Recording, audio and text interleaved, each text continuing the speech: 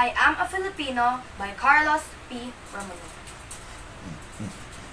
I am a Filipino, inheritor of a glorious past, hostage to the uncertain future.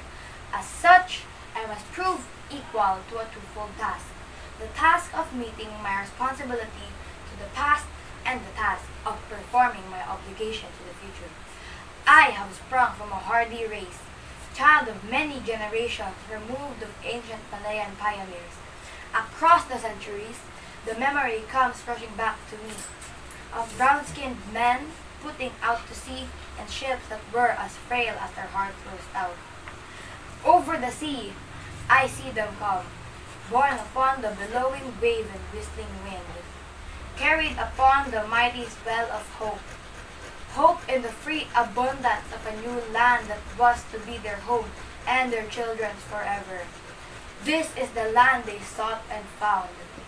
Every inch of shore that their eyes were set upon, every hill and mountain that beckoned to them with a green and purple invitation, every mile of rolling plain that their view encompassed, every river and lake that promises a plentiful living and the fruitfulness of commerce is a hallowed spot to me.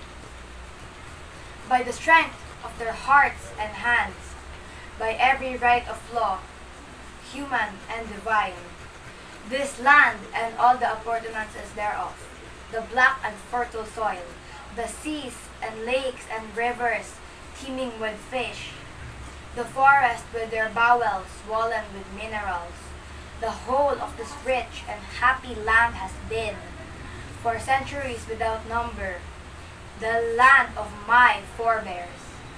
This land I received in trust from them, and in trust will pass it to my children, and so on until the world is no more. I am a Filipino. In my blood runs the immortal seed of heroes, seed that flowered down the centuries in deeds of courage and defiance. In my veins yet pulses the same hot blood that sent Lapu-Lapu to battle against the alien foe, that drove Diego Silang and Dagohoy into rebellion against the foreign oppressor. That seed is immortal. It is the selfsame seed that flowered in the heart of Asersal that morning in Bagumbayan, when the valley of shots put an end to all that was mortal of him and made his spirit deathless forever. The same that flowered in the hearts of Bonifacio in Balintawak, Gregorio del Pilar at Tirad Pass, of Antonio Luna at Kalumpit, that bloomed in flowers of frustration in the sad heart of Emilio Aguinaldo at Palanan, and yet burst forth royally again in the proud heart of Manuel L. Quezon when he stood at last at the threshold of ancient Malacanang Palace. The seed I bear within me is an immortal seed. It is the mark of my personhood, symbol of dignity as a human being. Like the seeds that were once buried in the tomb of Tutankhamen many thousands of years ago, it shall grow and flower and bear fruit again.